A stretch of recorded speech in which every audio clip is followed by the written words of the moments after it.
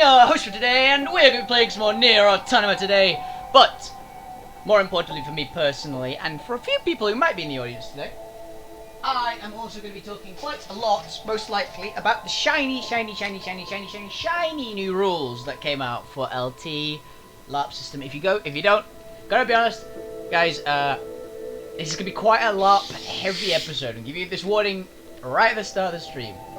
More than likely, this is going to be LARP heavy. The new rules just came out yesterday. And me and a bunch of friends have been talking about it a lot. To say, first position. Shadow barrel. What is it? What? Errol's having a complaint. But yeah, it's probably going to be quite LARP heavy, so... Apologies for not interested in LARP. Or this particular system in general. Low interest. Yeah. It's probably going to be quite heavy on that. I apologise right now.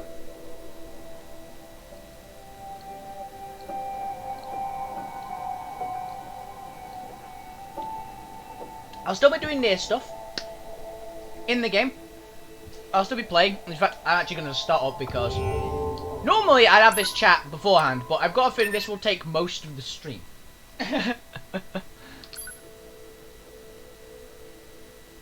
I've got a feeling this will be like a large conversation one.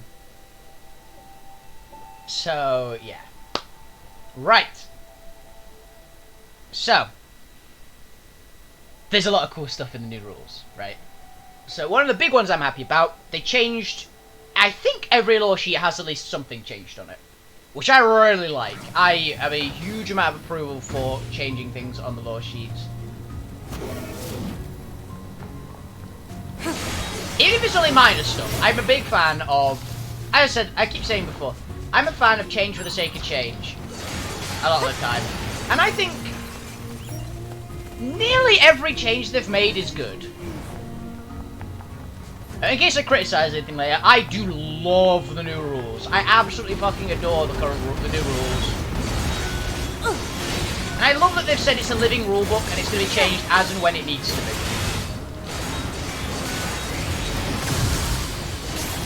I personally am on the opinion that living rulebooks is the better way to play it.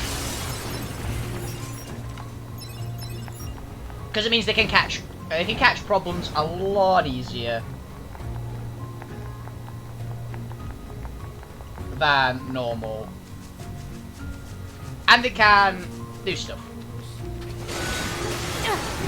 They can make some good edits. So, current favourite ones, like some of the most noteworthy highlights from the rules.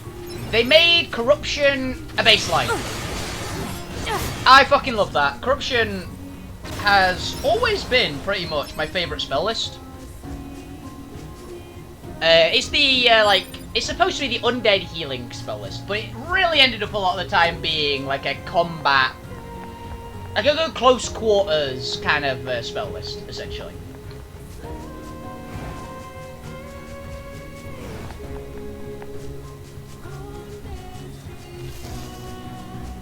Like it has a lot of weapon enchantments on it, so you can give buffs to your weapons and then beat people with them. So I've always been a big fan of that because I love getting stuck in a combat. That's why I started LARP. It's one of the main reasons I keep going to LARP, is I love to just brawl. As you can tell, that isn't just a part of me in video games. That is just part of me in life. I'm a brawler, I'm a fighter, I love it. So, big props for them making corruption just baseline. It means you don't have to go through a lot of effort to get what you want, what your entire build idea was for in the first place. Because I know a lot of people, me included, that was saying, well, I'd never take healing unless I was going for corruption. Because you used to need to get healing so you could get corruption. I still don't know how to get over that.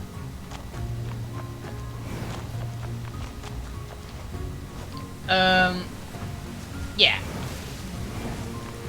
I said that. I would never get healing because I don't want to be a healer. But I'd get corruption, because corruption is really fun, and I'd use it as the combat side of corruption. So there's only a couple spells I'd use. But I like corruption. Even though it's kind of like slightly shady in my particular faction because we don't like undead. But I say I'd use it not to use to heal undead, I'd use it purely to fight against things. Kind of using the enemy's powers against them kind of shtick. So, yeah, that was one huge change that I really liked. Is that corruption is now a just basic, you can have it list. Okay, the buffs and changes to sliders, now essence creatures. So it's your werewolves, your paladins, your vampires, your warlocks, and now your druids. First big one, they've added druids. I looked at the druid sheet and I fucking love it. I love that they've made a druid. One, I love druids. In every game, I like druids. Druids are always really cool. I mean, druids are my favourite class in Diablo 2. And now they've made a slider, which is a druid. And basically it is, you don't get... It really encourages you not to wear armour. That's kind of one of the druid's main two shticks. Don't wear normal armour. So don't pick up your armour skills. You're just a druid. You just got your stuff. So you want to pick like body and things. And you want incant. Those are the two big things on druid. Is you get really easy access to a lot of good incant stuff. So you're a good cleric. I say you're a murder cleric if you take dark incant stuff.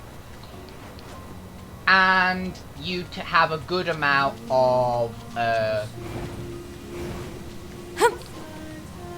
and you get a ton of natural armor boosts. Like druids, like level up bonus essentially is they get more natural armor. They still cap out at 4, like all other race, like every other person. But they get a lot easier access to get high amounts of magic armor, which I really, really like.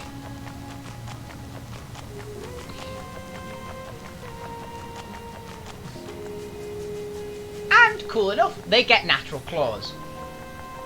I actually commented this to a friend when we were chatting about it. It's actually kind of, in a way, a better Awakened Beastkin if you want to go very Incanter heavy. Which I actually kind of like, for one of the big reasons. Awakened Beastkin isn't... It takes one of the major uses for people going Awakened Beastkin out. Because what do? They take spellcasting, they take healing, they take incant. And they'd be an Awakened Beastkin. And that would be their build, basically. They'd use the Awakened Beastkin things to make them fighty. They'd take everything else would be from their own, like, spell list. And now they've actually made an alternate, so we don't get just everybody is taking, like, Incanter Beastkin. Because that was very, very common, because if you somehow got your hands on high magic, Incant's really good with Beastkin, because you can just go, okay, Harm Claw, bam, with High Dark Incant. They've also... oh yeah, I need to comment this. This is one of the big ones, which is probably going to affect me, personally, the most. They've made Evoke 2 points as a CS. Invoke is now only 2 points, so Invocation is now essentially the same as all the weapon skills and Triage, which is what Physician got changed to. It got changed to Triage. So I'm probably going to be picking up Invoke next year as my character, and I am going to start buying scrolls to use on my Mystic Claws.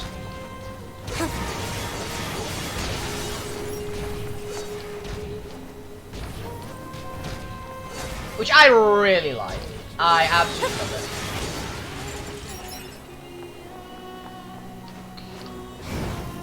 it. It's so good. They've also made it harder to get tier 4 skills. Tier 4 skills now require you to go training, basically. You need training vouchers from your faction, your guilds, that kind of shit. Because you can only pre-book. At least if it's not off a lore sheet. You can only pre-book tier...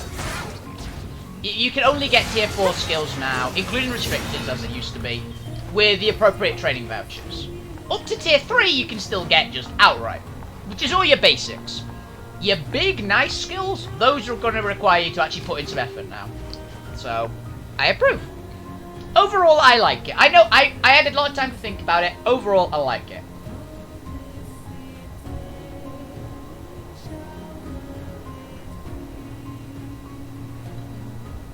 Particularly since they've added a new skill, which allows you to get...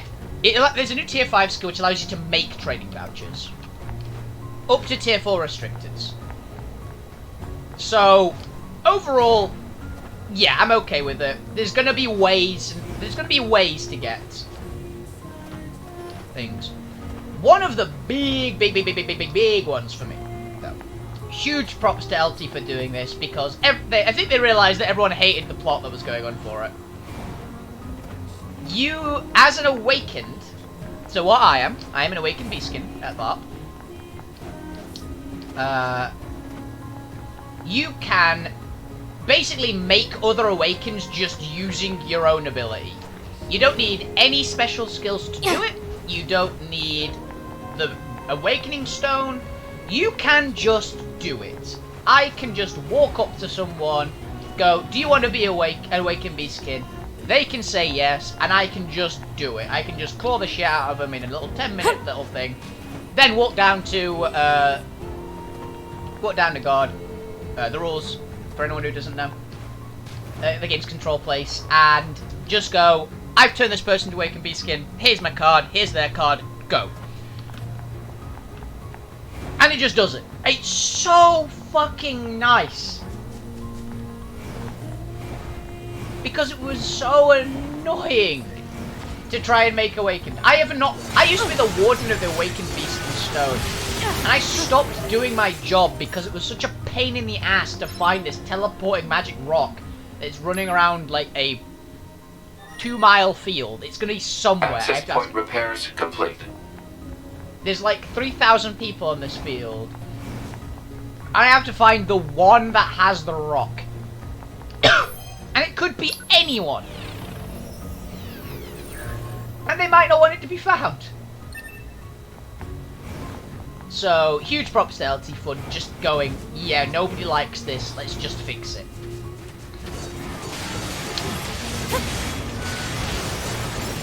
And since they've changed all the awakening sheets, even if it's only minor things, they've changed every awakening sheet. It's good. Like, awakenings are now good. What your awakenings get now, you get a passive. Depending what type of creature you are, you get a passive ability. For Awakened Beastkin, probably the weakest, honestly, of the passives. Well, we don't know what the human one does yet, because you are immune to one particular curse called the Red Mist Militia's Curse. Which apparently, if you know what it is, you are very happy. If you don't know what it is, you have no idea what it is, because I don't. But apparently that's a thing. So that one I can't really make a comment on. The Awakened Beastkin's probably the weakest, but it's still something. Basically, if you get cure wounds by a herb on your head or your chest, it heals 2 points instead of 1. Which, I mean, it's something, right? Nothing crazy. A lot of the others get better abilities, but it's something, and I'll take it. I cannot at all complain about getting a buff. Even if it's a tiny buff, it's still a buff. And also, Awakened Beastkin, they appear to possibly have a way. It's weird. I need to get some clarification about Mystic Claws and Retractable Claws, because there seems to be some weird things on the sheet where they don't eat the prerequisite anymore. They just are existing, and Mystic Claws definitely doesn't seem to eat the others like I thought it did, which is weird. So it's an odd one. So I'm curious.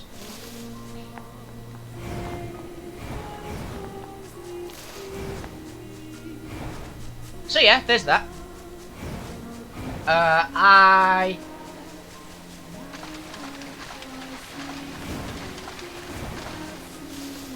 Yeah, certain cool things are happening as well. The Awakened Beastkin law sheet also got changed. The major one that got changed, though, which is a thing which people have been begging for the more powerful version of, and I have been vehemently against giving the more powerful version. Is it up here, maybe? Can I get over here this way? No, damn it. How the fuck do I get over there? Sorry about this. Second, lost train of thought for a moment, but maybe there's a way in this building. But yeah. People have been asking the Awakened Beastkin lore sheet to give us regen, and I have been very much saying don't give us regen. As powerful and as much as regen would make me virtually unstoppable, I don't want regen on the sheet. Possibly, yes. But I basically just have been saying I don't want regen on the Awakened Beastkin lore sheet. It basically literally goes, okay, Awakened Beastkin are werewolves that can cast spells. I want regen in general, but I don't want it accessible on the lore sheet. I want to have to work for it and it to be special. So, what they changed it to is you can now regenerate natural armor, which I really like. I also said to that, yeah, that corruptors don't get high carapace. I was surprised as well, but I guess it's a way to keep high healer like a thing. It's basically because corruptions get fatal. The corruptor gets fatal and high healing gets carapace. That's what I see it as. Healing is more defensive, corruption is more offensive, which is what it's always kind of been. So overall, eh. Also, when I found out that apparently carapace stacks with normal natural armor, you're not losing out too much.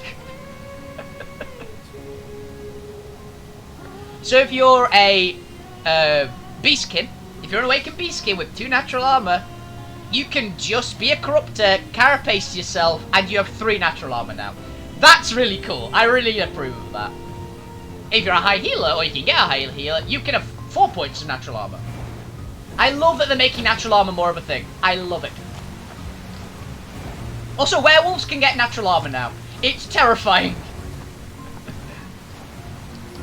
Elder werewolves on a full moon now have 10-second regen and probably 11 hits per. This is horrifying, but amazing.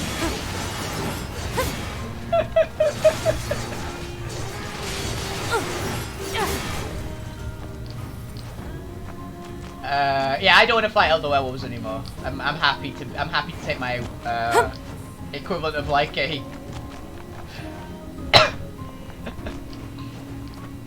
I adore the slider changes.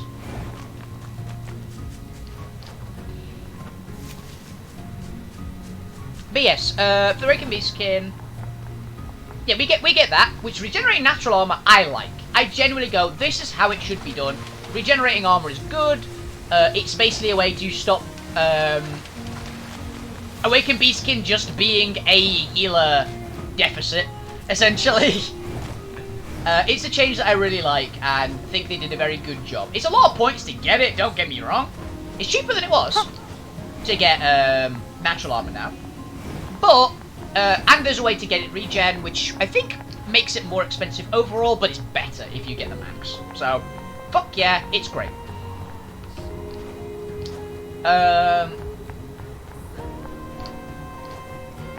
What should I go? Which Awaken should I go next? Oh yeah, Awakened Halflings. Probably the weakest. I know a couple Awakened Halflings who aren't really happy with theirs, because it very much focuses you in a couple of ways. I personally don't think it's too bad, because they still get Beguile. So...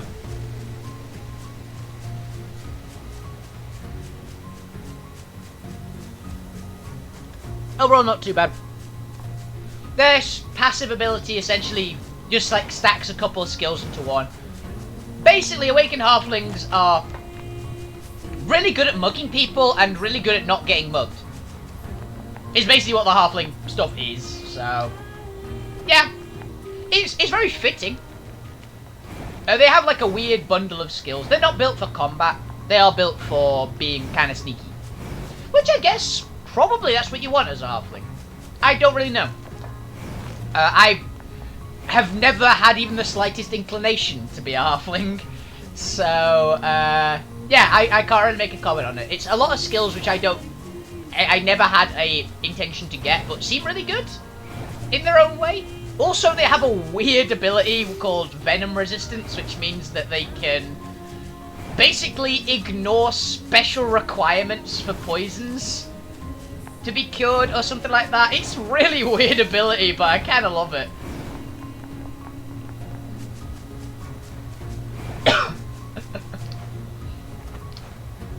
So overall, Awakened Halfling, I've heard a lot of the Awakened Halflings and the Halflings, not a huge fan of it. So, but, I mean, it's still cool. It's still cool. Again, I didn't really know what that was on the Awakened Halfling sheet in any case, so I don't know if it's a buff or a nerf, essentially. Now, Dwarf. Dwarf only got a passive. Basically, the Awakened Dwarf sheet was already one of the strongest. So I'm not at all surprised that it didn't change, really. So all they got was a new passive ability. I cannot find the way to get to this point.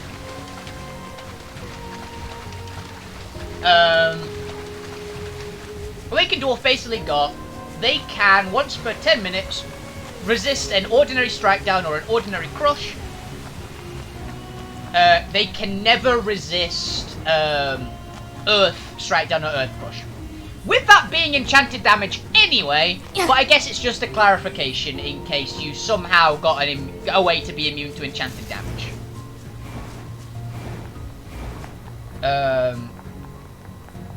Basically that. Yeah, it's once per 10 minutes, just ignore an ordinary crush or an ordinary strike down. Seems pretty good. Orlog's got the same thing. Orlog's sheet also didn't change. Their one is air, though. Which, I mean, makes sense for trolls, basically. I don't quite get why air is the weakness for trolls. Yes, Errol, you're adorable. But, yeah. Orlogs now really don't like air and fire and artifacts, so... makes up for them being probably the strongest lore sheet on the Awakens. Awakened Orlogs, I'll go into them since I talked briefly about them. Awakened Orlogs didn't get changed. Still a lot of natural armor, still a lot of body hits, still regen.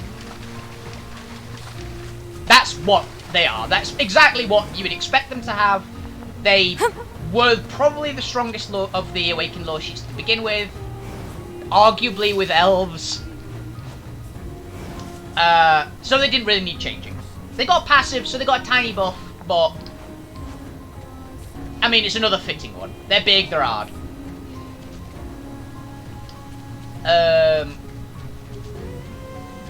Awakened Elf, since I once again talked about them, their only thing is that they basically shrug off paralysis easier, essentially. I don't think anything else. Maybe they got some price adjustments. I didn't know what the prices were, but looking at the Elf sheet, I don't think anything else is different on it.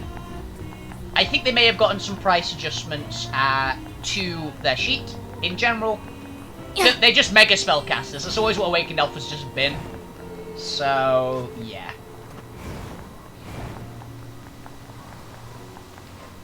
Then we can go for Awakened Human. Awakened Human got nerfed, essentially. I think. Jack of all trades got changed so that basically it gives humans a curse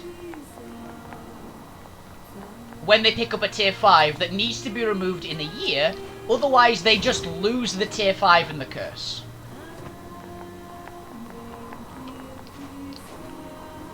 Which is a way to basically... I'm guaranteeing curses are going to be fucking hard to get rid of, considering I saw one of the abilities of the level 4 druid was you can try to get rid of a curse. And it might not work, and it costs all your power. And that's the max level druid. So... curses, I think, are going to be much more of a thing. And they are going to be real nasty if they happen to you. So, Awakened Humans getting a curse is going to be rough. Because they could just lose a 50-point skill, which is almost impossible to get your hands on.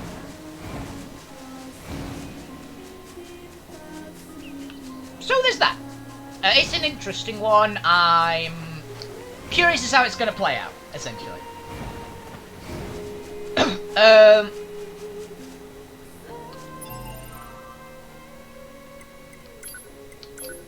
Then we get to...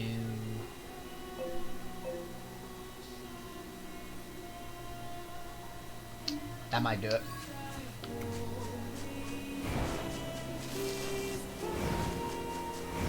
That might be an idea. But yeah, what next? Awaken... Let's go Awaken Fate. I don't think Awaken Fate changed. Though, they got a hilarious passive. Right, Fae are known usually to be kind of mouthy. So, naturally, the Awaken Fae ability is you're harder to mute. You can shrug off mute faster, essentially. Is it powerful? Fuck no. Is it really funny? Yes. Well, to be honest, a lot of Fae are spellcasters as well. So in that case, it's really powerful. But I just do kind of approve that Fae are mouthy and they're hard to shut up. I kind of like that. It's cool. 9S should have landed around here. Alert. Ah. Faint black box signal detected. The transmission seems to be coming from an underground cave network. I was right. It took a lot, but I remember eventually figured it out. Yeah, I still can't open that. So I don't think the Fae got changed, really. Apart from maybe... I think there was one thing which we weren't sure of in the wording, if Fae warding has to be replenished by the Fae's own power or not. Oh, also the Fae warding got just changed to just named magical armor, essentially. And I think mage armor and things like buffalo. Why are there dead androids here? No black box signals detected. That's concerning. Hey, quick save. No. I may have to put the chat on hold for a minute while I'm doing this. Alert. You are moving away from the last known position of Unit 9S. Wrong route. Better go back and see if there's another one. Okay, it's this way, I guess.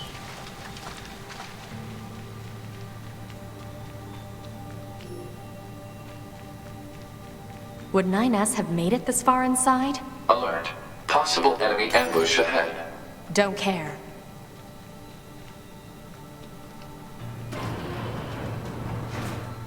Okay. I've got a feeling this is going to be a big fight, so...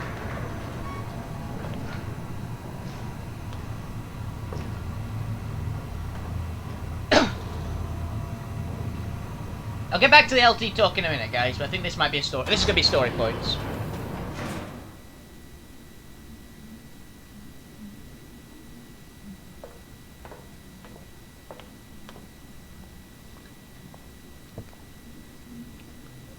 What?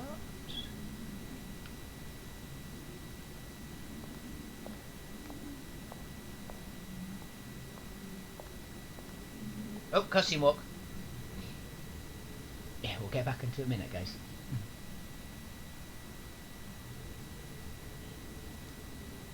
Copied city. Okay.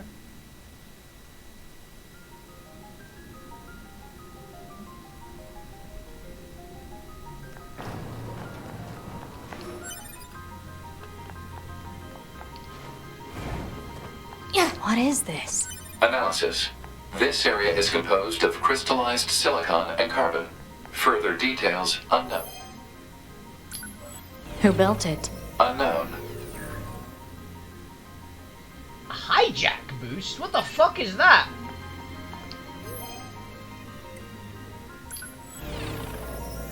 There's two dead people here, so I'm gonna just revive this guy just in case. The fuck is hijack boost? Also, what is hijack?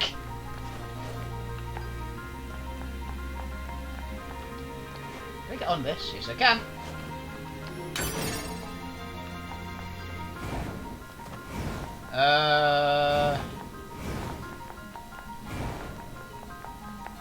This is weird. It looks like it's made of sugar cubes. It's nice, I guess.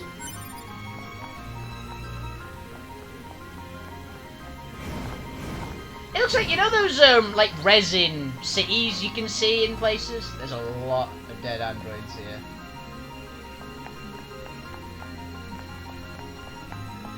We got something bad incoming.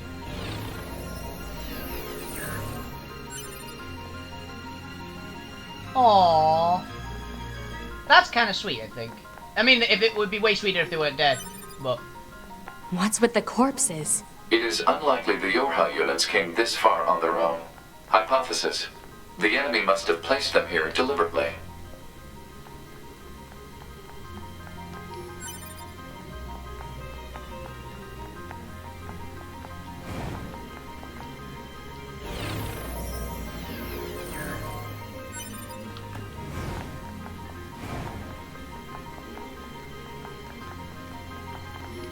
Oh, we can open one of these.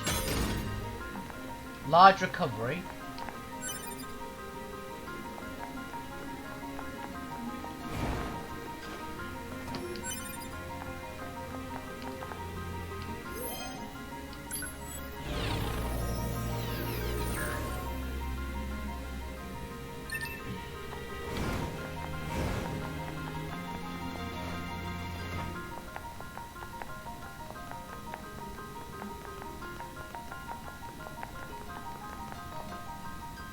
Well, this looks like a boss fight.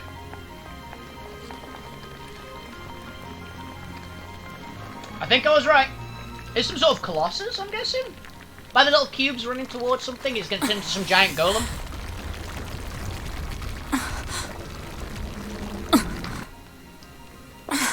No, maybe not. Oh. Welcome to my beloved city. I recognize that voice actor.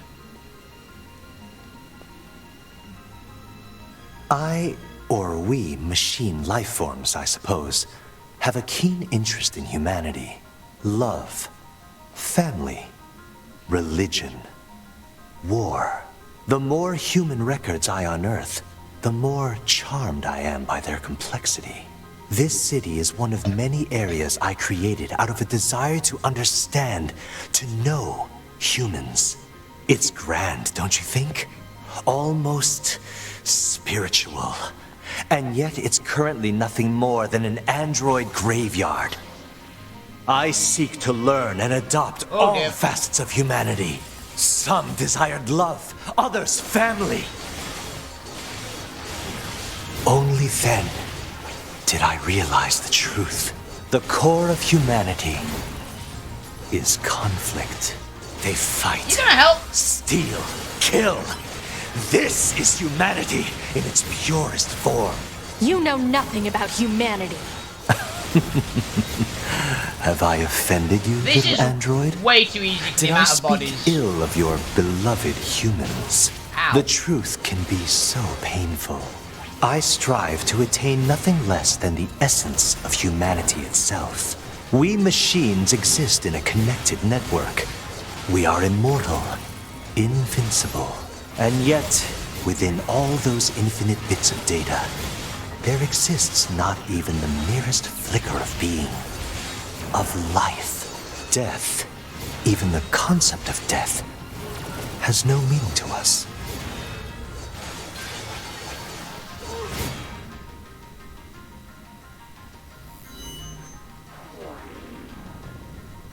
Thus I decided that I shall risk my life in battle.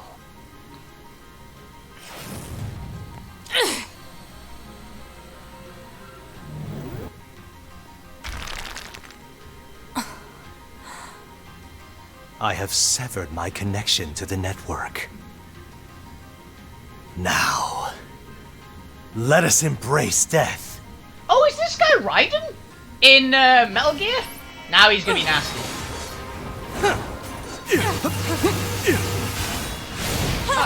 Ooh, that hurt.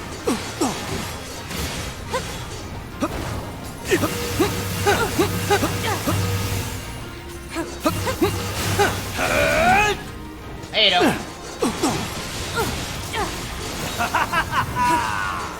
worrying. Now, let's have some real fun. I think this is Raiden, the voice actor.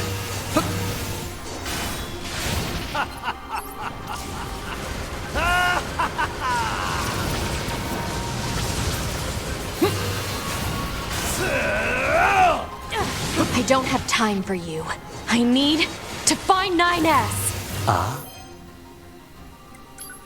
9S.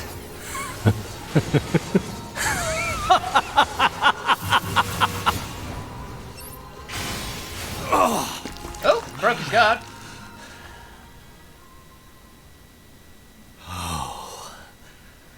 I do enjoy this. Phase 3.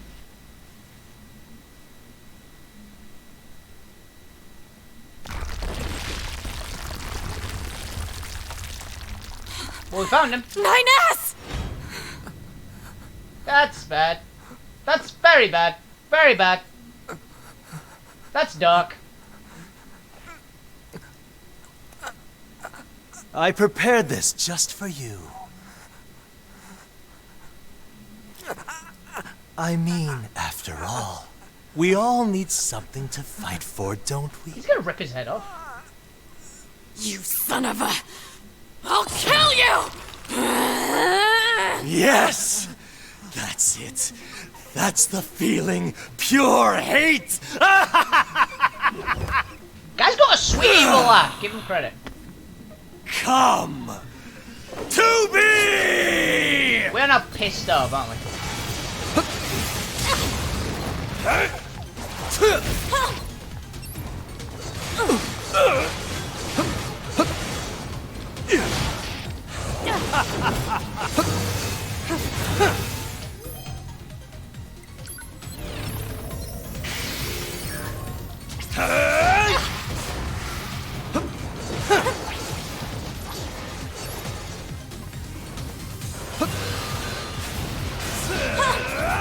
That fucking hurt.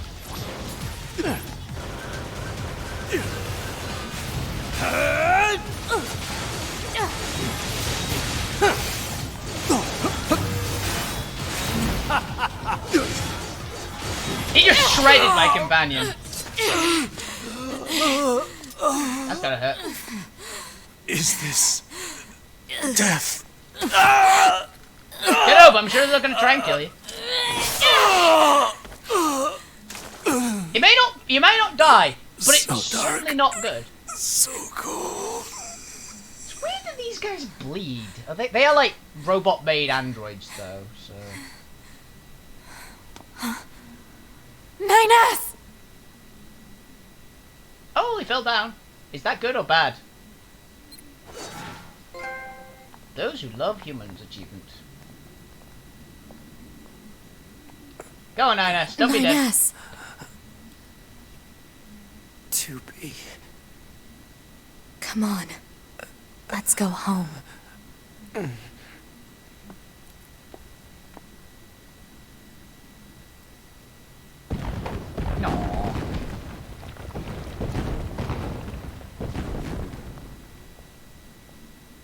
That was kind of a cool boss fight. I'm assuming we'll end up back in the tower. Oh, what is it called? The bridge? Damn. Oh, the base. 9S really went through hell. But you're the boss. You want him sent up to command body and all? I'll make it happen. Thanks. Oh. What? Nothing. Just... You've never been much for gratitude, you know?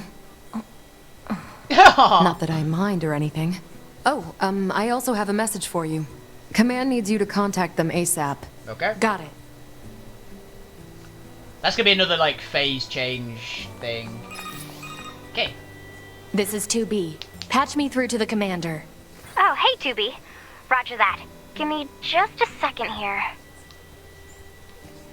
2B, good job destroying that machine. Upon further analysis, we learned that the machine, codenamed Adam, was responsible for managing half of their entire network. Jesus. A disruption of this magnitude to their network should weaken the machine significantly. What's going to happen to 9S? He'll undergo a full data overhaul up here. Assuming we don't encounter any problems, we're planning to partner him with you again. Thank you. In the meantime, I have another mission for you. I've mailed you the briefing. Go ahead and take a look. Understood. That was very fun. Report. Mail notification received from access point. I was gonna go to the access point anyway because I need a quick save. Inbox. Jeez, we got a lot of shit. Operator 60, thanks for the help the other day. Thanks for fixing the transfer device the other day. I'd love to do the repairs myself, but operator models aren't allowed to go to Earth. There's so much I want to know about the planet, though. I'd love to hear some of your stories sometime. Yay! I like Operator 60. Server manager server capacity. As it come to our attention that the bunker's main server is approaching maximum capacity, please organise your user folders and delete any old data to free up space.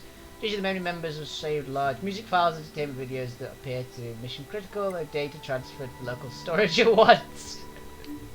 Trends among the machines. Okay. I'll get to more LARP chat after this. But after we've stopped actually having points important to the game. Due to the destruction codename Adam, we have been able to deal significant blow to the enemy's network system. Already confirmed the numerous machine life forms have been severed from the network as a result. However, just because they're no longer connected doesn't mean they no longer pose a threat. It's likely they will continue to interfere with operations. To be likely to gather the intel the machine life forms, put back to me. You'll see any machines behaving oddly, keep me informed of their activities. That is all the command. Analyze current trends among the machines. Huh. Something tells me this is going to involve a lot of killing. Yeah. Proposal. Procure information from the machine lifeform known as Pascal. I suppose he might know something. Pascal, can you hear me? Oh, hello, 2B. Do you need something? I need to know if you've seen any new trends or behaviors among the machines. New trends? Well, 2 days ago I was contacted by some machines that disconnected themselves from the network. They wanted to discuss a peace treaty. No kidding. Apparently, they're seeking to form an alliance of some kind with our village. If that's what they want, why don't they move in? I believe they're working on building a colony of their own. You don't say. Indeed. Apparently it's located in the abandoned factory. Of course it is. I can give you the coordinates if you'd like. Please. I was actually planning to go speak with them myself, you know. Maybe we can meet up over there? Sounds good. Aww. Target location data obtained. Marking on map. Cool. Okay, let's quick save. Right, now then. So, back to stuff from LT. I don't know what I was last talking about, because it's been a few minutes. And I have the memory of, like, you know, a goldfish. Let's talk about the awakening sheets. Just finished Faye. Oh yeah, Uruk. Uruk was the one that kind of caught my eye, particularly because the awakening sheets came out a couple of days before the rest of the rules. And it talked about a new skill. Just the passive. Basically, the passive for Uruks is, like, it's Master Haggler, which means they get more money back from fencers. Now, fencers are actually a thing now. I'm guessing they're NPCs, where you can sell items, or, like, dismantle items or something like that. Basically a pawn shop. Where you get, like, a small amount of gold for magic equipment, essentially. Less than, like, its main cost. Which is, you know, kind of interesting.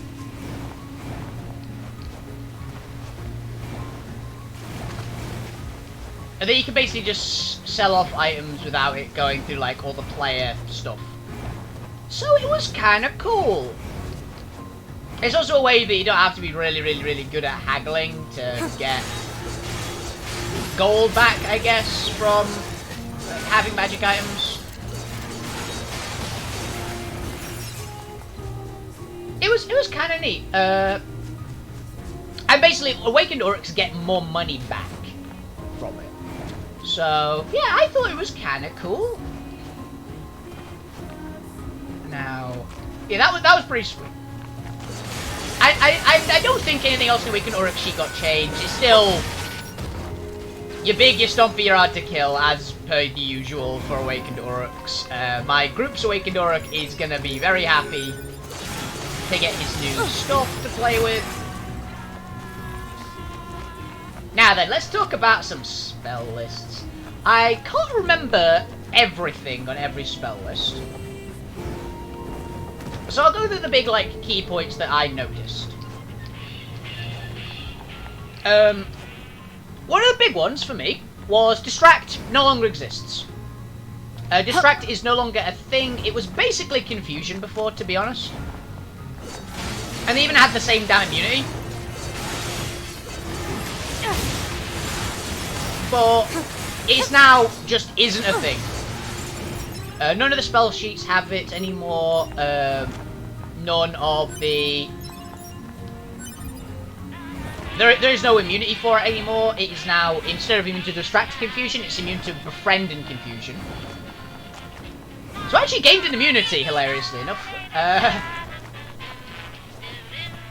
I effectively am slightly less affected by everything than I was previously, which is kind of fun. But a big bad one that I've noticed, a scary one, is this brand new spell on the spellcaster sheets. I think it's on all of them. It's at least on 2 of them. The shiny new spell is called Corrosion. Now, what Corrosion does is it's a way to crack armor. Basically, you get 1 hit in, and it will do normal damage, unless it hits normal armor or magical armor. Not natural armor, by the way. Does not affect natural armor. And when it does that, basically it'll put a dot on the armor that needs to be purged. It needs to be affected by purge poison until the armor hits 0. When that happens, it ends, basically. So it doesn't, like, burn into your skin or anything. It just affects armor. But what it does, basically, it just dots down the armor by 1 point every 30 seconds. Which means even Ari's, like, monstrous plate mail, 1 hit it'll be down in 2.5 minutes because of the, you take 1 damage from the hit itself, and then every 30 seconds afterwards an armor point just burns. And it only ends if the armor is destroyed or it is purged. Which means that you can't just keep healing it. It's a way to crack armored tanks, which, as much as it particularly counters me, I will say, it very much counters my build and what I go for. But I think it's a really good change, because my character Ari is tough. He is a tough son of a bitch, but he is not invincible. He has limits. He only hits for certain things. He doesn't have any tier 5 skills yet. He has always been a powerful character, but not an unbeatable character. I just always tried to give off the impression that he's unbeatable, because that's the way you do. That's the way you do it for the big scary monster, right? You always try to give off the impression that you're invincible, even though he's very much. He had clear weaknesses. He was just very tough.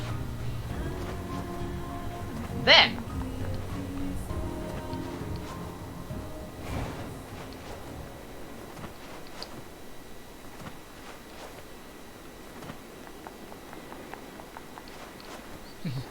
it actually got to the point in a couple of fights where a few monsters went, "Oh, not you again," when I was squaring off against them, because they had no things that could crack me easily. So I was basically shrugging. They had to go through my massive amount of hit points straight up because I ignored all their special attacks, basically. But that's what he's built for. I won't do that yet, actually. I'll go and do some more. I'm gonna do some more exploring stuff first, and maybe do a different quest.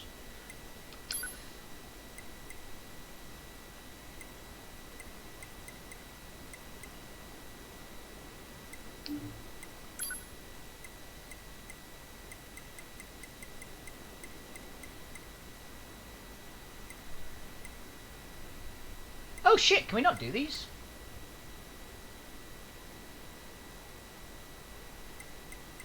Oh, whoops.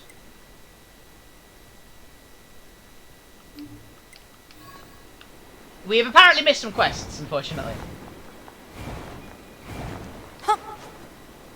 That sucks.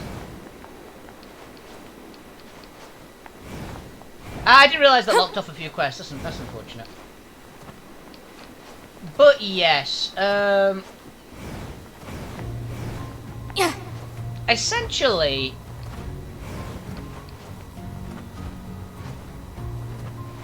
corrosion is there because there are... you can't get immune to it, as far as I know. You can't be immune to corrosion. There are other characters who are much more powerful than Ari. Basically like the guild characters usually. I'm going to be honest here, it's the guild characters that is mainly put in for. There are guild characters that have like 30 points, they have about 10 points of armor because they are fully tiered to the guilds. They got all their equipment. They've stacked up some massive fortress armors and things like that. That they can't be hurt. Essentially, they have immune to everything. They have special things to make them even more immune to everything. To the point that it's just not fun to fight them because to be able to fight the guild members,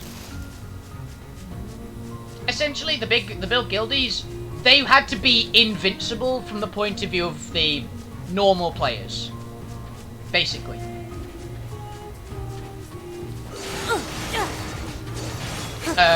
So things like corrosion have been put in, as far as I'm concerned, to counter those players.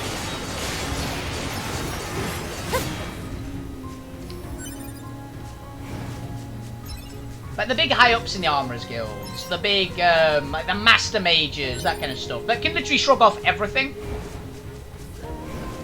The Master Scouts, that kind of shit. They were effective, a lot of them were effectively invincible as far as most things were. You had to just wail on them for about a year, and even then they'd repair it and things like that. So... and they had, like, no weaknesses, essentially. And that's always the thing I've had a problem with. So I like that they're actually putting things in to try and, like, put a bit of foil to them. So that's what the elemental weaknesses are for, because you can't be immune to those, flat out. You've got a race. You have to have a race. It has an elemental weakness. You will get hurt, stopped by this. Like, I don't care if you're immune to crush. You get hit with your elemental weakness crush, you are taking that crush. I don't care what you've got. Which I like that. No one should be invincible. And this is the person that likes to play tanky. I like to get as close to invincibility as possible. But I do not ever think you should be able to be invincible. Because where's the challenge?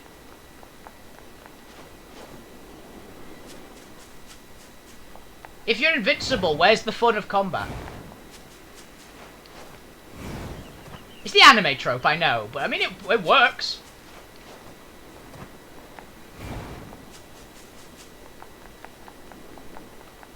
Yeah.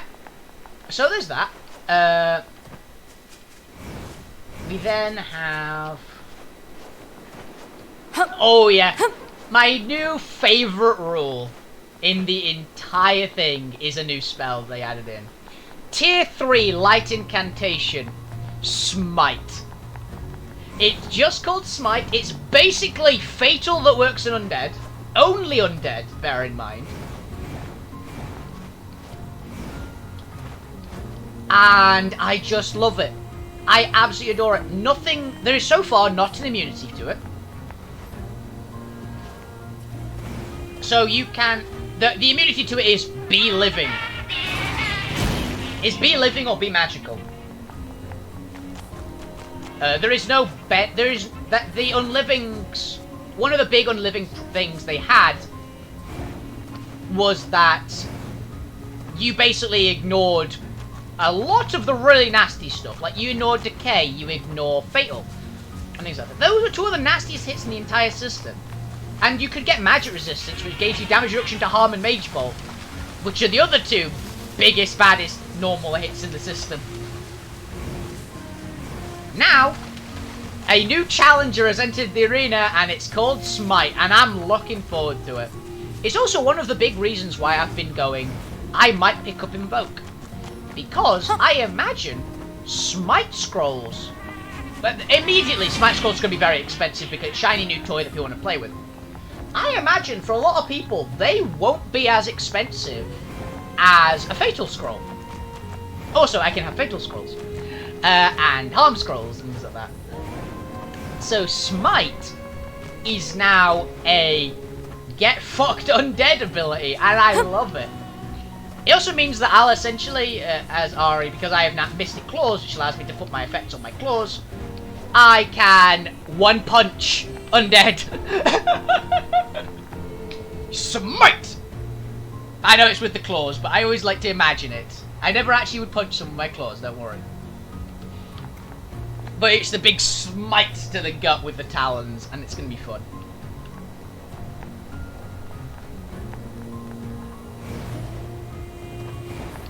He's like, oh yeah, you're going to feel that one.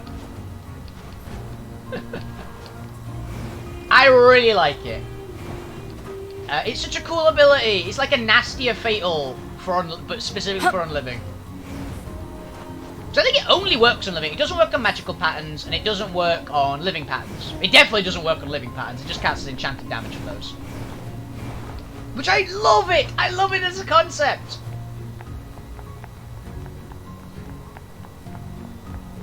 Oh, it's so cool.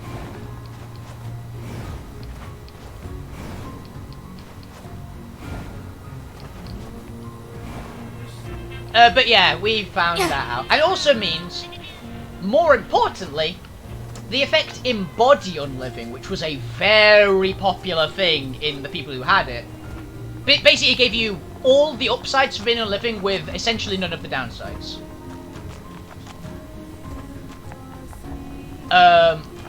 Smite fucks them up because they count as unliving.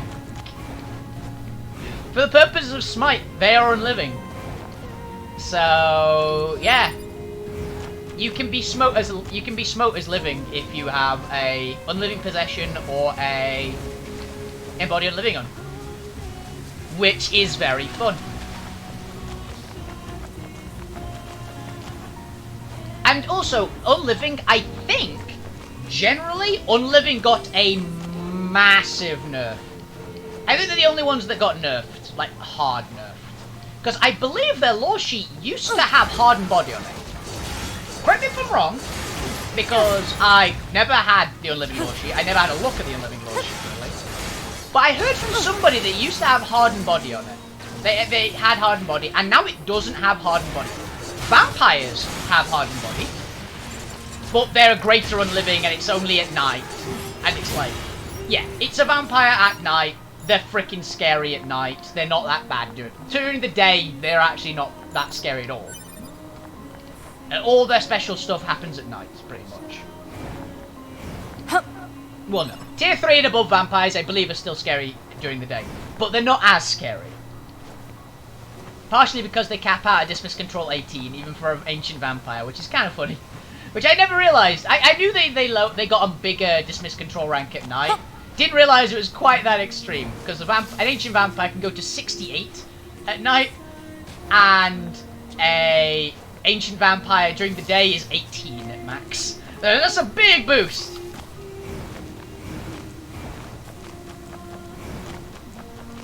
So yeah, there's that.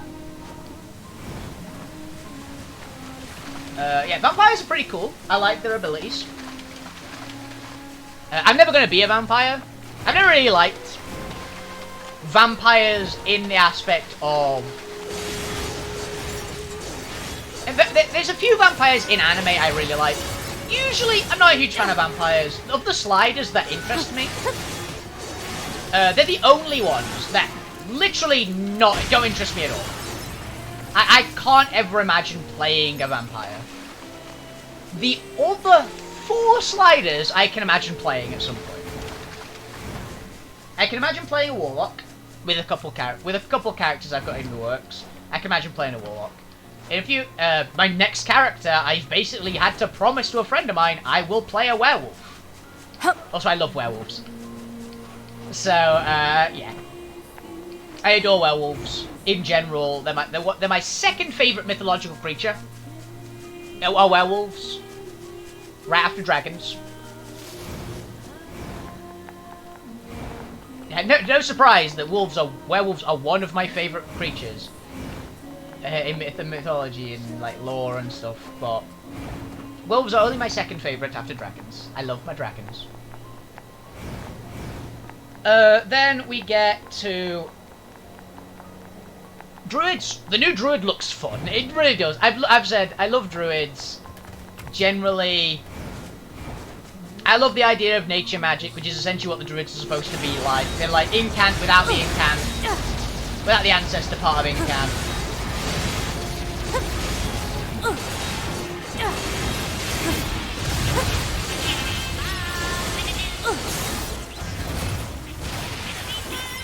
So I really like it.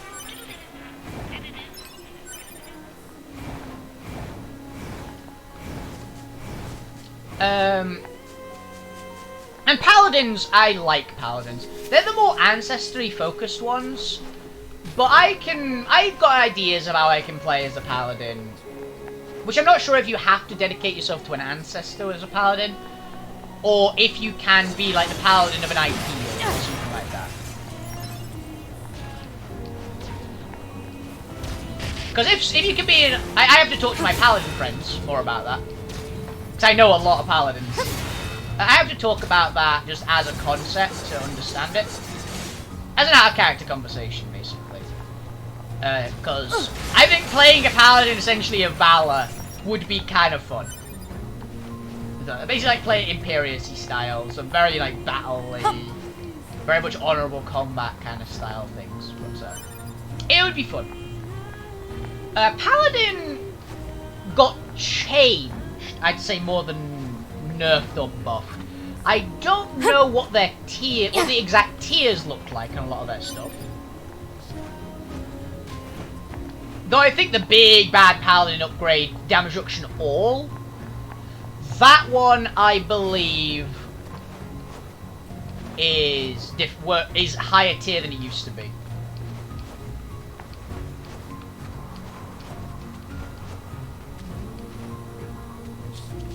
I'll need to talk to my paladin, like the main paladin I talked to. I talked to a few paladins. One of them's a really good buddy of mine, and we usually quite chat about what we're planning on getting for our new skills and things. So I know a bit of the paladin lore sheet from him, but I didn't know it in full. Now I do. I think that a few of the skills have changed around, like gotten a little higher tier and things. And I don't think they have as much buffs on incantation as they used to. Also, they have heavily nerfed Paladin and Warlock if they take a spell list they weren't intended to take. So, Warlocks get fucked over for taking Incantation, Paladins get fucked over for taking Spellcasting.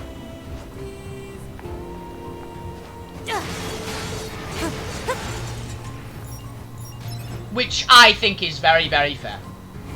They are not, neither of them were intended to work with those ones, and they ended up being very, very strong with those ones, so. Yeah. It's one of their big weaknesses is that. We're also a bit concerned about a particular bit in the Druid thing, but I'll get to that later. How we would rule it is one way, we're not, and that's how we think it's supposed to be ruled, but we could see how it could be interpreted in a wrong way. Also, druids, I believe, get downsides for taking spellcasting as well. But, I mean, they're the new one, so... yeah. Druids aren't supposed to... oh, so yeah. Warlocks basically don't have body stuff. This is the big weaknesses. Vampires, bad at night. Bad at night. Scary at night, weak during the day. Werewolves, terrifying in beast form, mediocre during the day, the most horrifying things on the field during a full moon. During the Lycan moon, as it's currently called, not a full moon. I guess so they can actually say, this event is a Lycan moon, this event isn't. And it doesn't actually have to be, it's a full moon or not. Werewolves get terrifying. They're already scary. They get terrifying during the full moon. But a lot of their buffs now only work in... a lot of their buffs which were generic now only work in beast form. But as a counterpoint, they now get natural armor in both forms. So there's that. Werewolves are still way scarier in beast form than they are in humanoid form.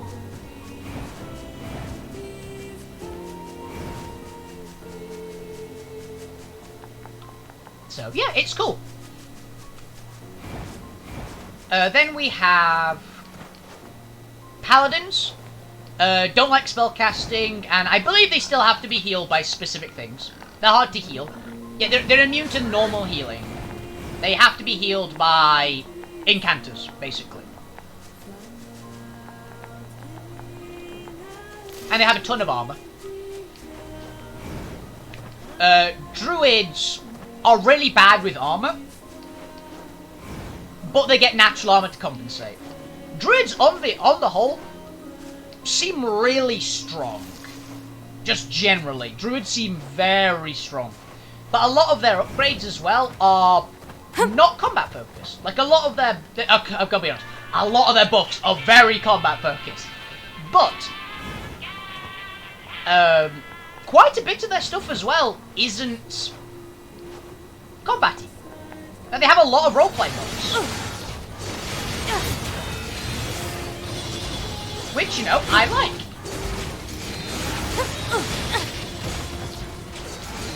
Because it seems to be they're focusing the essence creatures and the sliders away from being PvP.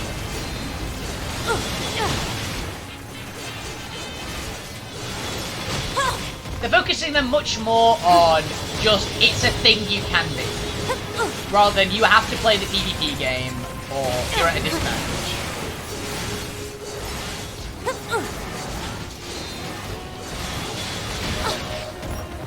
33.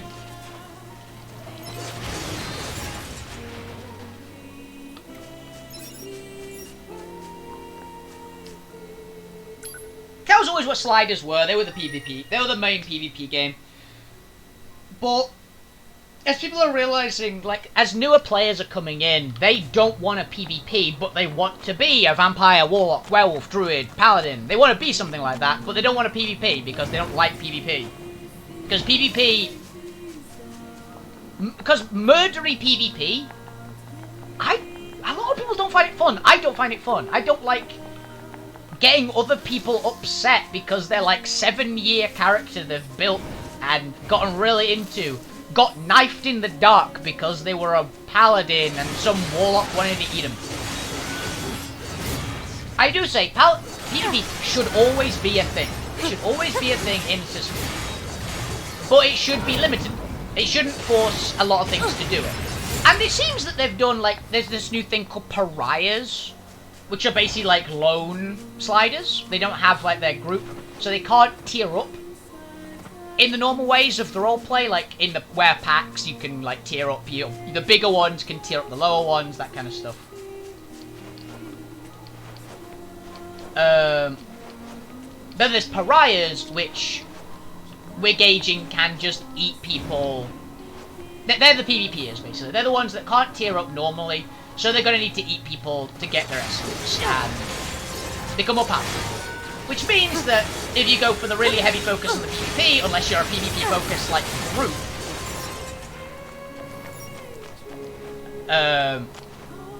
yeah, you're going to be... Also means that if you want to be an alpha, but you're not good, you don't want the politicsing, you can go and just try to eat people to become an alpha werewolf, or a lord paladin, an adept master warlock, an ancient vampire, or... I think it's an arc druid. I think an arc druid was the other one.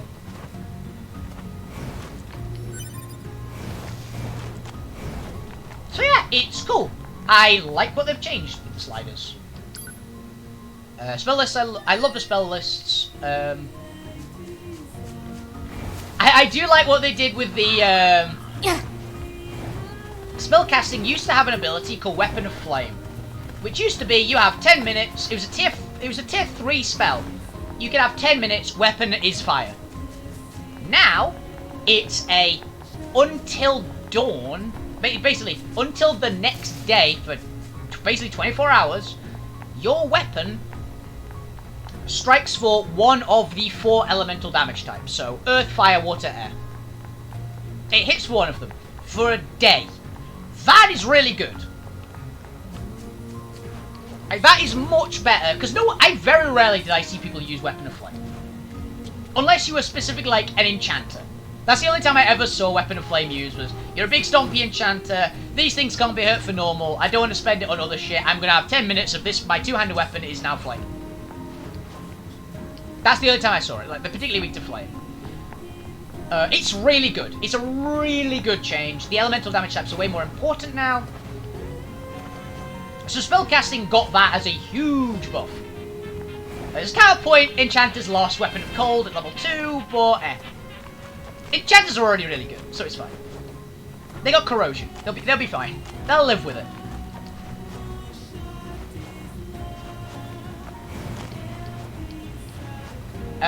What else is there?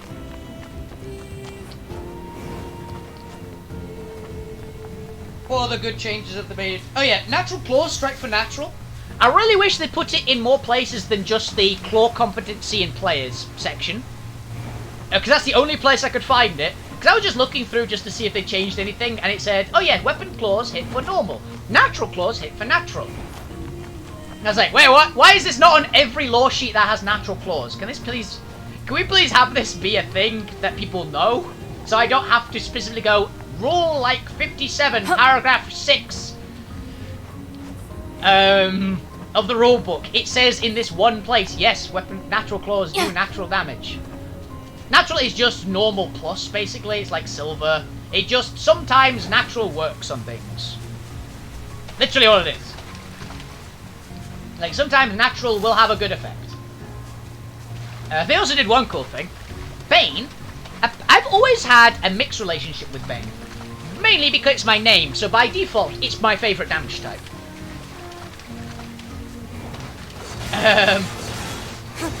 I've always liked the Bane effect, because it's powerful, but not brokenly powerful. It's always been a very scary effect to hear, but it's one of, you just have to be careful.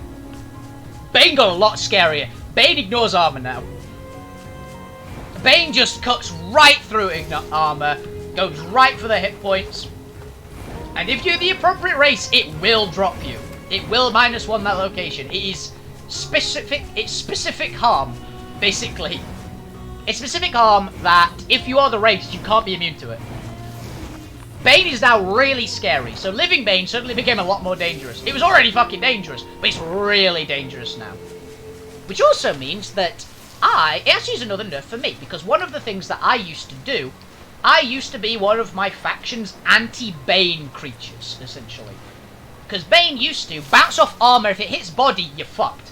I was one of the most heavily armored characters in the entire faction. I had more armor than most people had hit points. I still do. But now Bane ignores armor, so I can't do that anymore.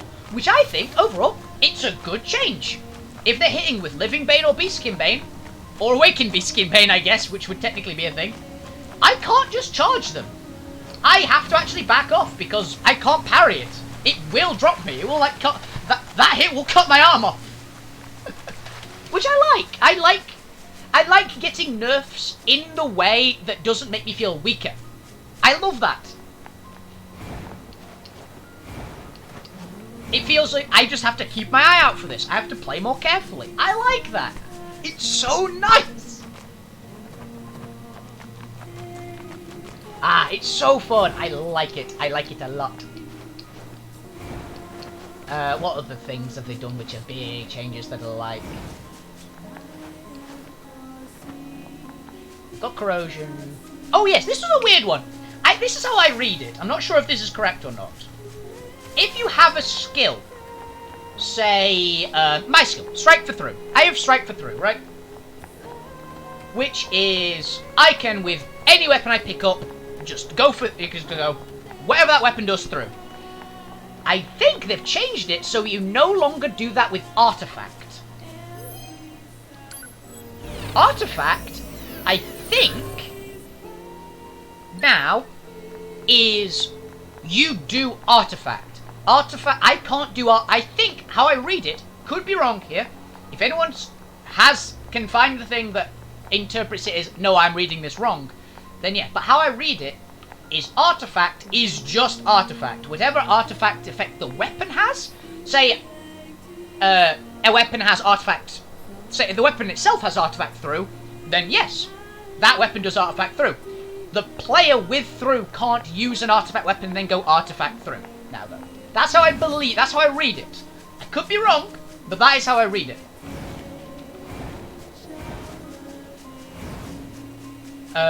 But, to me that says one thing.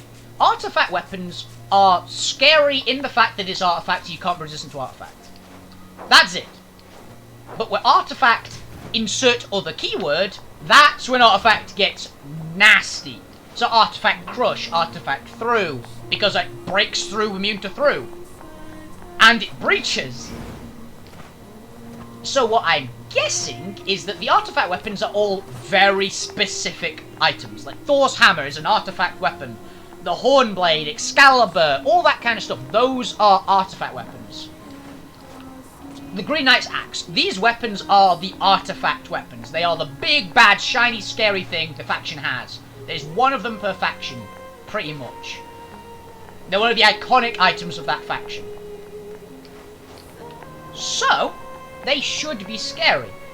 And what I'm assuming, now that how I read it is, you can't do extra effects with artifact, that the weapons themselves are getting changed. So Thor's hammer, this is my theory, because it would fit Thor's hammer, is no longer an artifact weapon. I think it's going to be an artifact crushing one-handed hammer.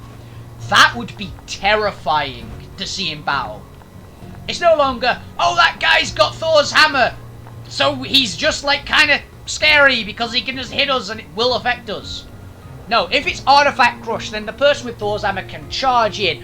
Artifact crush, just smashing enemies aside like frickin' Sauron at the start of Lord of the Rings.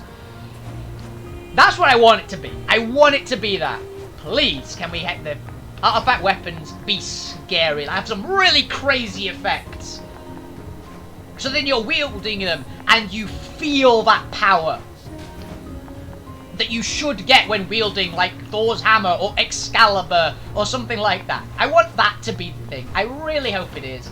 I won't be upset if they don't do that, but it would be so cool if they did. That's what I hope. That's my biggest hope. Of the information I don't have, that is my biggest hope.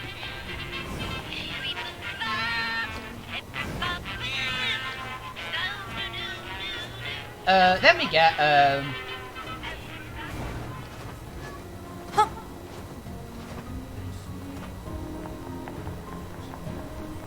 that's my big hope for artifact weapons. I've already talked about the awakening thing, haven't I? The right, which it gets shorter the more awakens are involved. Oh yeah, I've also seen all the other lore sheets. I hadn't had a look at... Wait, the summonable sheets. That was a big one I need to talk about. The summonable sheets, I believe, have been changed. It's been a long time since I've seen one of the summonable sheets. Because I'm not allowed to look at my friends who are summonable sheets, because I'm allowed to know information about them because I'm a group leader, so I need to know this information just to keep them safe.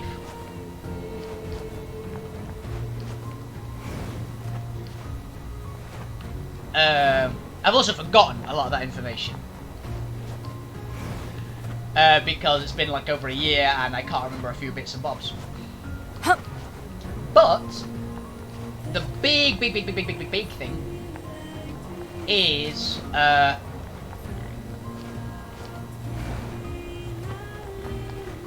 shielded dismiss level, which the last time I got an actual look at one of the lore sheets for the summonables, they had shielded dismiss level. Apparently in more recent years they removed that ability. It was the ability to say when someone tried to check what your dismiss control rank was, you can say shielded, but the second time they check, then they tell. So basically it gives you one free no, essentially, every so often.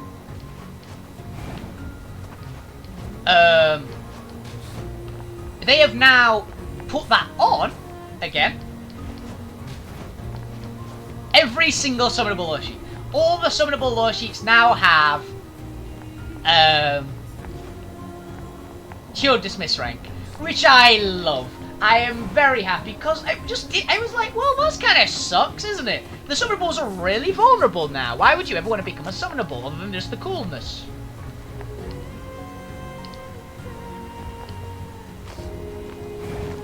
of it, because they actually have such a big downside. Because shielded dismiss level isn't a thing anymore. They now have shielded again. It's pretty cheap. It's really good. And I'm super happy. Mainly because it keeps my group's 2 ancestrals very much safer. If I know shield dismiss rank is an option they can pick up. Yeah. Because I like both of them. In fact, I'm not going to say the names actually. I was about to say the names on streams. Nah, I'm not going to do that because this is a VoD one. But wait, my group has 2 ancestrals in it currently. There are only 2 sunnables at the moment. We are planning on getting more in the future, but currently we only have 2, and we got them both in the same year, which is kind of why we're going. Yeah, we'll be fine. Don't worry about it. We'll get to that later. The ritual team asked if we get a ritual slot next year, can we turn it over to someone else? And I went, yeah, don't worry. We've got 2. I need to recover the money anyway to make the ritual good because I want a ritual to be good. If we get a ritual, I want it to be a good one. So I'm willing to shill out like in-game gold to make it good. And I know so many people, I can usually make the ritual really good.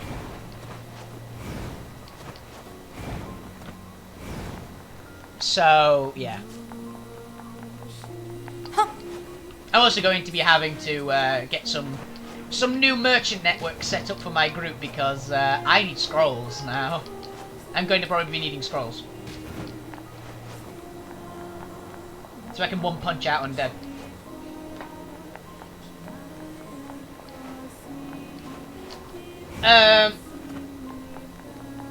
Yeah.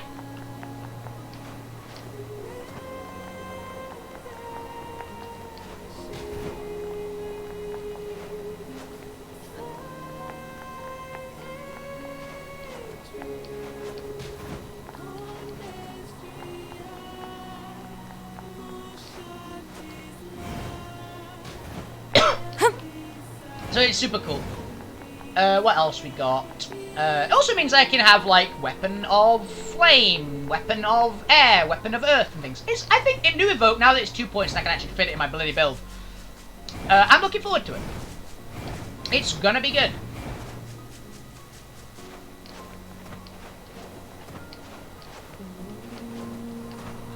Weapon finesse, that's the big one. I was asking for this skill. A lot of other people I know were asking for it too. Was the weapon finesse tier 5. I am so happy this skill exists.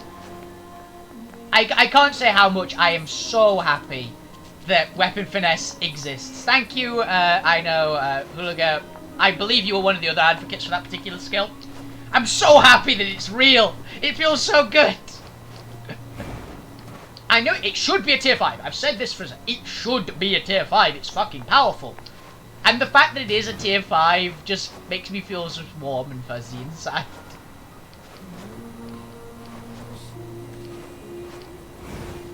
Because I'm going to be working to it. It's probably going to be my new #1 priority for tier 5, honestly. Because then I don't just say natural through, natural through. I just can go natural through.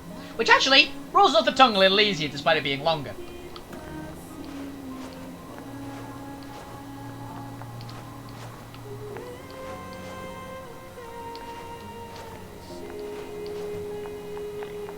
I am really looking forward to that. I get to do a damage effect! Well, I get to do a damage type. I get to do a different damage type that's not normal. Which, admittedly, things will be immune to normal. Yes, but potentially they're not immune to natural. That's the thing, it says natural sometimes affects stuff. So it might work. I'm assuming that there will be more things immune to ordinary, normal, but there are other damage types now. Because normal has always been the one. Normal weapons are what you start with, the standard metal weapon. They just do what it says on the tin.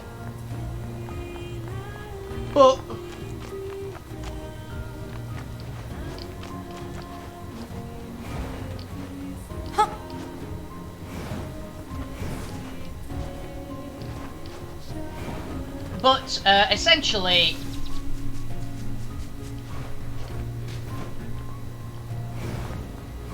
yeah, it's something. I'm happy that it exists, in general, is my basic point.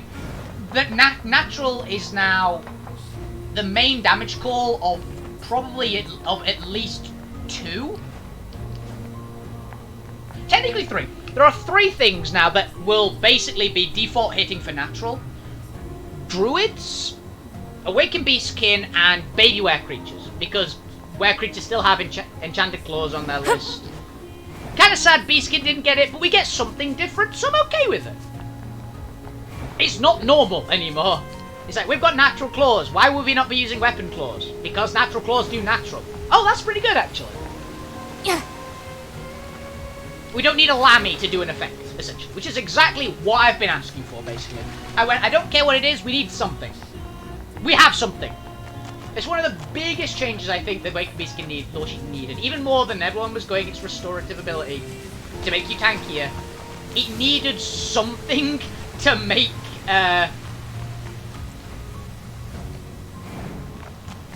Beastkin offensively more potent. And they did it. So, props to you, LT. You did a good job. I really hope that not everything is immune to natural. Because I'll be very sad if it is. I got my shiny new damage type and I don't get to use it. Well, fuck. Now, don't get me wrong. Things should be resistant to... there are certain enemies which should be resistant to natural. Like maybe a rock elemental. How the fuck are you going to claw through a rock? But with a metal weapon, that kind of makes sense. That you can crack through it. It basically gives more options for things. And it's not going to be, generically, these monsters I can't fight. As often. I hope, at least.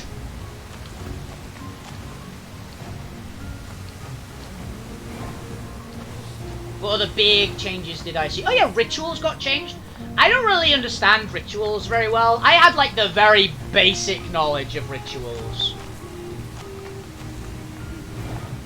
Where it was like 1 to 10, you get points for these kind of things. They now have a list, and it appears rituals go from, oops, sorry. Give me a second. I'm getting many messages.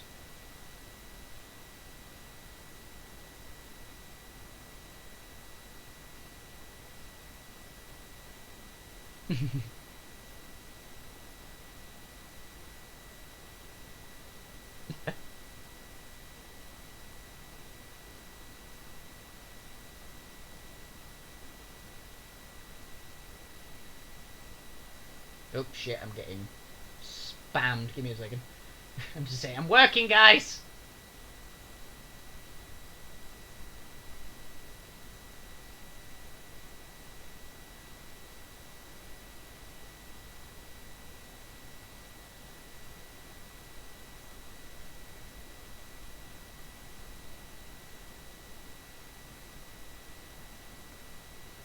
There you go. Okay, fixed it.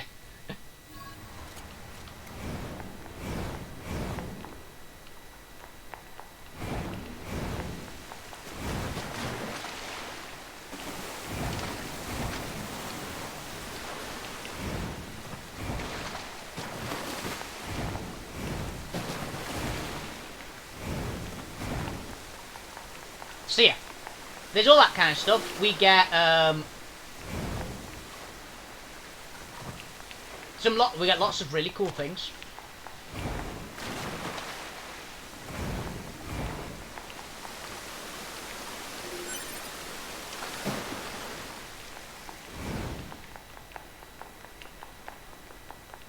I am looking forward to the elemental thing, honestly. I like elementals.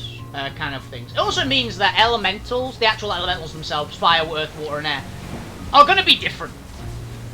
Big one. I know that apparently a lot of the refs were having a bit of a trouble with that, trying to differentiate the different types of elemental.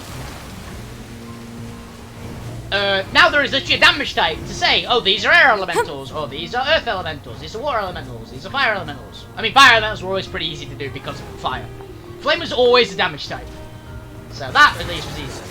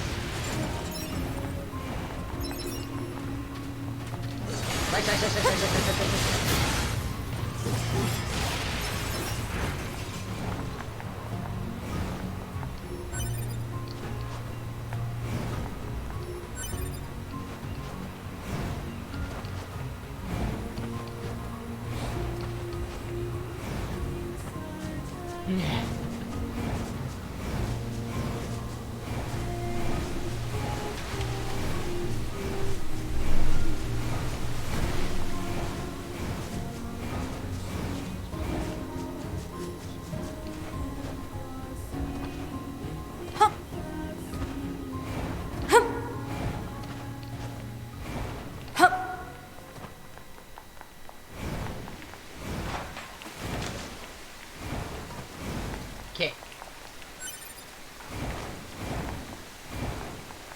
Yeah.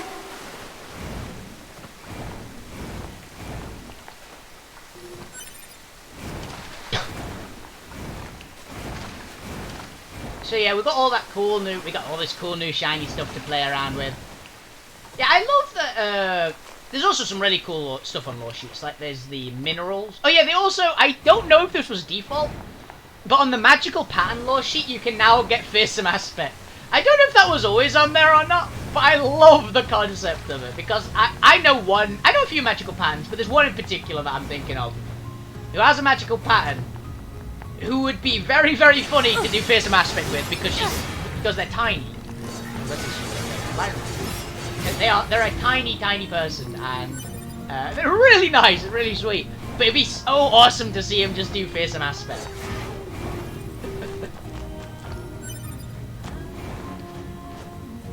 I also have to find out, one of the things I wanted to know, I'm assuming you can't, but it's worth checking. Because you never used to be able to do this. Nothing on the lore sheets now says you can't have a different pattern type for the Awakens. I'm assuming that you can't be a magical pattern Awakened Beast skin, or like a unliving troll or something like that. Unliving Awakened Orlog or something like that. But it's a thing. So I'm curious. I'm curious as to how that works out.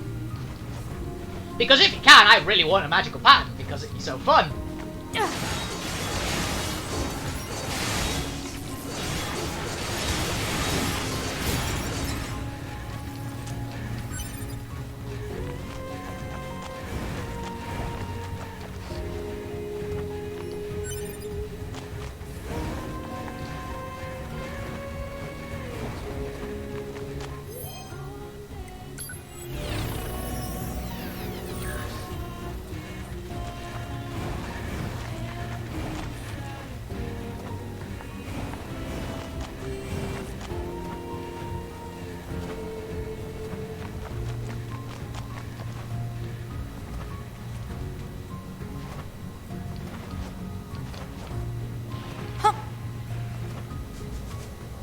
I don't know what just happened, but I got XP.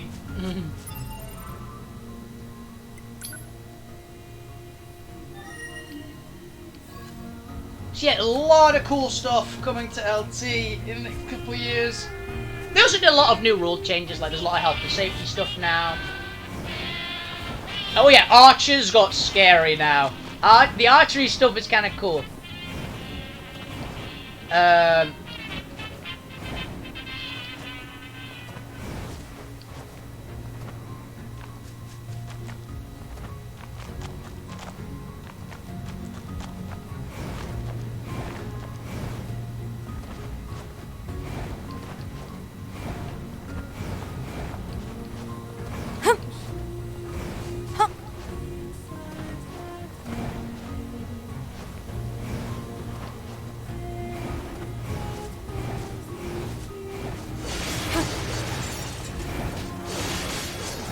So I'm very much looking forward to it. It also means that we get to have a lot more Awakened, because there's a lot of people in my group who wanted Awakenings. It's the big one.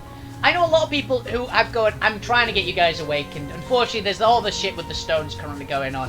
As soon as I can, I'll get you guys Awakened. Now, with the new stuff, yeah. We can actually do it. I know nearly every kind of Awakened. So I can get people awakened, essentially. Yeah. Because it's just, do you have 10 minutes? I will be doing my absolute best to get anybody in my group that wants awakened, awakened. Definitely. I've already promised 2 people who are not in my group awakenings. And I know there's about, I think there's about 3 members of my group who are beastkin who really want awakened. I can now just do it. I can just wake people up now.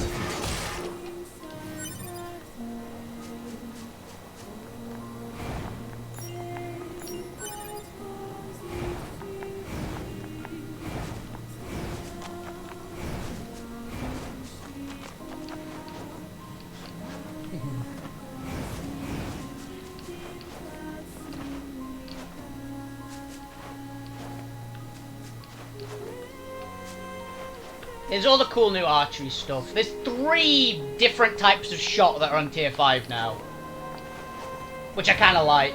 There's ethereal shot, which is basically you can hunt summonables. There is I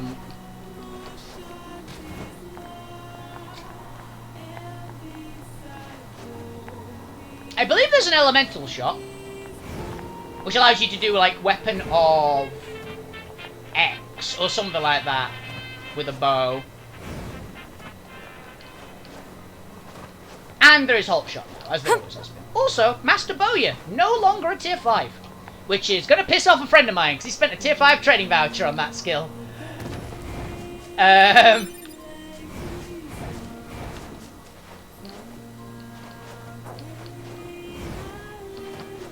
But it also does mean that there's some cool options.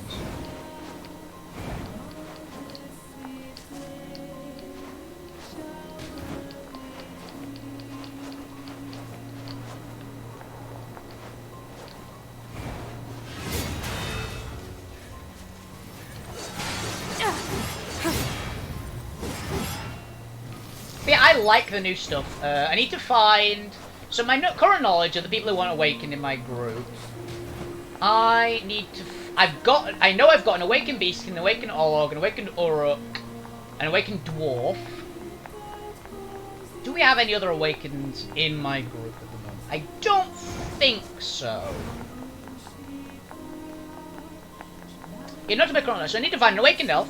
Because I know someone who is really wanting to be an awakened elf, so I'll find an awakened elf, damn it, and I will make sure that that spellcaster gets to be an awakened elf, because they really want it to be. Is that a warlock, basically?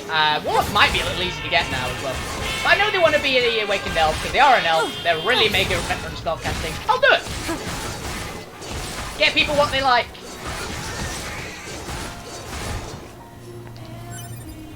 There's also... There's one person which is, like, there's a few options they were considering, so I'll have to chat with them and see what they fancy getting of the new stuff. If it's awakened, we can do it super easy. If they want something else, then it's going to be a bit of a pain.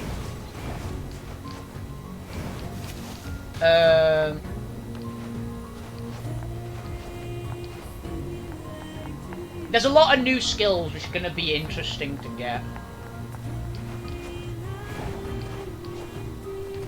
I believe a buddy of mine was considering getting, that our awakened Uruk, I believe, was thinking, is getting Theology, which is going to be awesome because he can actually have a weapon of X. Because I think Theology is weapon of water?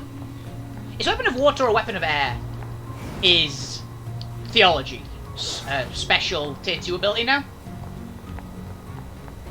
Which is really cool, because it means they've got some form of just weapon enchantment ability, which is going to be great.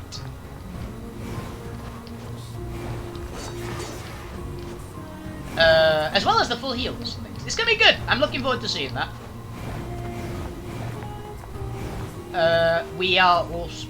See, I'm gonna basically, if any beastkin wants to be awakened, I'm gonna do it. Any dwarf that wants awakened, and I know there's a few dwarves in my group who want awakening. You guys are gonna get it. You guys are gonna get your heavy armor regeneration, your armor repairs, the whole shebang. I'm gonna do it. Anyone wants were creature? I know who to introduce you to. Anyone wants paladin? I imagine there'll be a couple things for paladin. Now people know exactly what's on paladin more than you get tanky. Druid, I'm looking forward to seeing. I don't know how they're going to implement it because there's got to be some druids, right? I'm not sure if they'll just give out druid to people. If they go for it or something, like it might be a first call, first serve kind of thing. I don't know, honestly. Like, if you're not something special already and you have like all the stuff that would make it work, then yeah, go for druid. Like you're a big shiny incanter with like claws and things. Be a druid. Druids are great.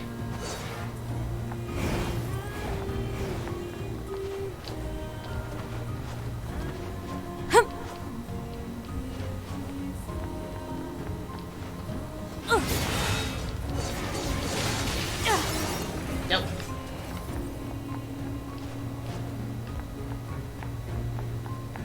Yes, I am just powering around to level up. Well, I should talk.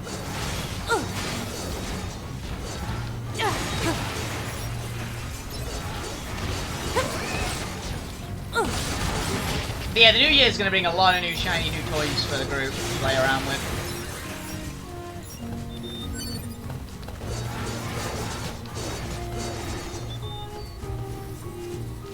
Yeah, that...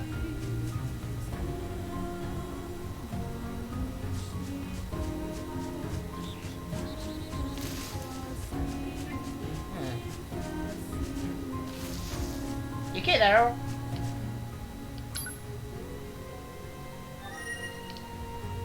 But yeah, we're gonna get a lot of new shiny stuff to play with. I'm also convinced that... Here's my thought on the elemental weaknesses. The ones that are gonna be scariest is Flame. Flame weapons are gonna be good. Because Flame is a lot of the races that are very playable. Heavily playable. Because Flame affects Drow, humans...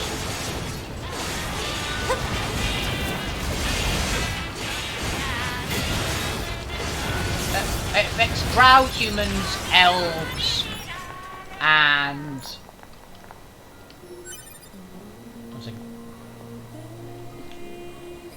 Ow, that hurt. Yeah, it affects Drow, humans, elves, and umbrals. All of those are affected by Flame. That is their elemental weakness, so Flame is going to be good.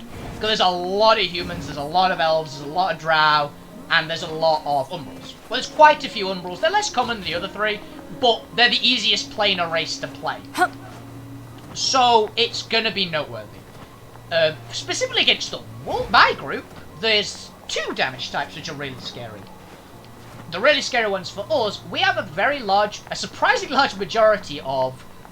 it fucks up Awakened.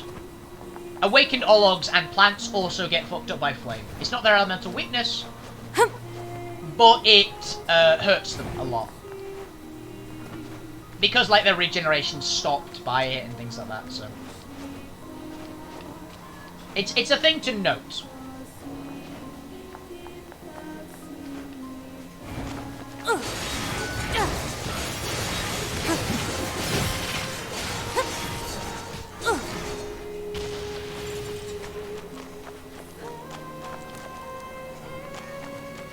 So we have that. We've got... Yeah, but our group has a surprisingly large number. Majority is dwarves, beastkin, and Ologs. We have a surprisingly large number of those in our group compared to the other races.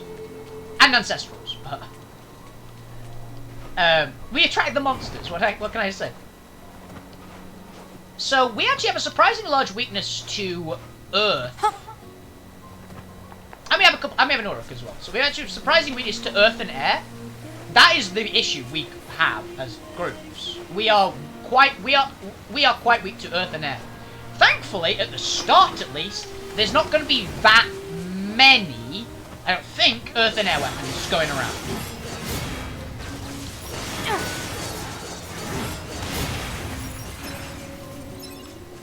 I just don't think there's going to be a crazy number.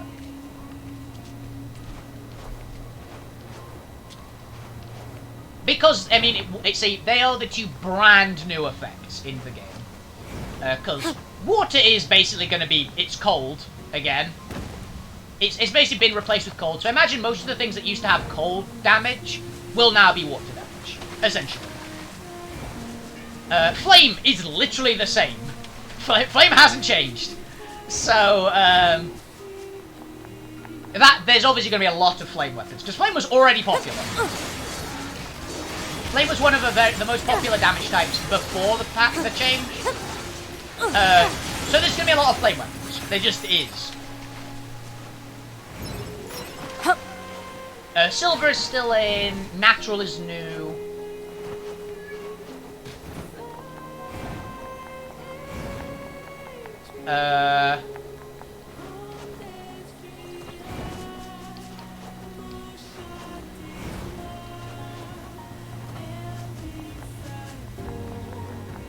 Natural is just any weapon that's not metal, basically. So it's like a stick, or a rock on a stick, or just a rock, bone weaponry, that kind of stuff. That is all natural. I think normally you need a lammy for it. If you've got natural claws, your lore sheet basically is, these are natural claws. Give me my natural, basically. Other damage types.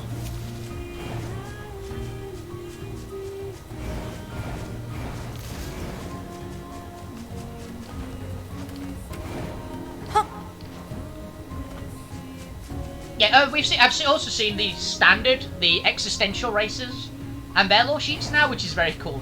Beast is hilarious to me. Beast, it has essentially just 2 points of natural armor and fearsome aspect, and that's literally it. That's the entire lore sheet. No passive ability or anything, so it's a really bad Awakened Beast skin. But yeah, fearsome aspect. And you probably, I think you have to get ritualed into a beast. So you get whatever the ritual gives you as well, basically. It's kind of funny, though, that you can be like a sentient cow, and you have fearsome aspect.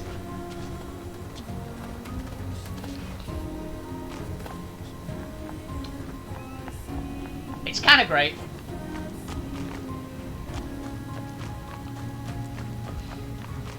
So you put your arms out to the sides, throw back your head and bellow, moo, in atmosphere. Which I kind of adore the concept of. I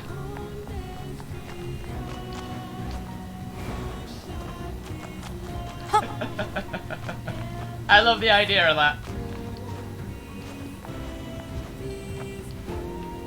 Plants are just really good now. I think they always were, to be honest. They get fucked up by flame, and for some reason water is their natural weakness. The natural weakness of plants is obviously water, guys. What do you mean? What are you talking about? Plants like water. What do you mean? You're wrong. Plants hate water. It's a well-known fact. Never water your plants, guys. It's actually killing them. I just love that the weakness for plants is water for some reason. But yeah.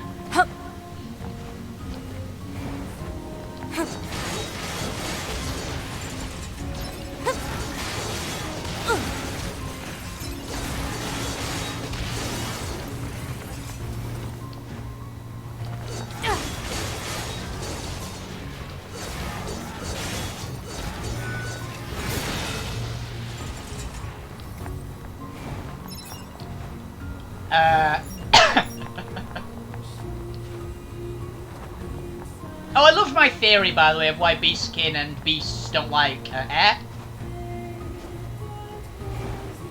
I was thinking, like, why would they be weak to air? It doesn't really make sense. I don't know, like fire or something. Or maybe water for the joke of, like, don't bath. Like, dogs don't like baths. Like, dogs and cats don't like water. Basically, don't bath them. And then I thought more to myself and went, no, I know why. You know how pets always run away when they hear the Hoover going off? That's the reason. That is exactly the reason. I'm willing. I want to believe that that was the joke. So the more I thought about it, the more it made me laugh, and the more I'm cool with it. There are some really interesting choices, like dwarves not liking Earth. Dirt doesn't like dwarves, and then someone also said the one of dwarves constantly delve too greedily and too deeply, and some things like Balrogs. So obviously they have PTSD about Earth. Elves not liking fire made total sense to me. I mean, in Lord of the Rings, classically, the thing that scared the elves the most were the Balrogs, which were fire demons, essentially. So, yeah, made total sense. Humans, fire, like, yeah, I get it. I think it would have been a more appropriate one for maybe beasts or plants. But, yeah, I get it. Fire bad. You know the classic.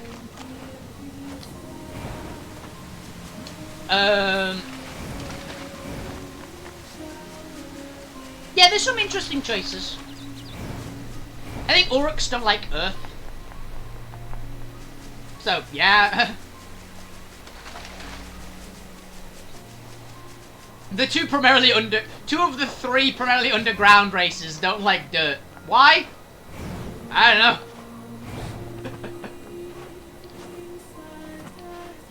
Also, for me, it makes kind of sense that somebody said, why don't Orlogs have weakness to fire? Because fire fucks up awakened Orlogs. And then I went, well, I thought to myself, well, awakened Orlogs already don't like fire. So if they basically have two big weaknesses, then it kind of balances them to being arguably the strongest of the lore sheets.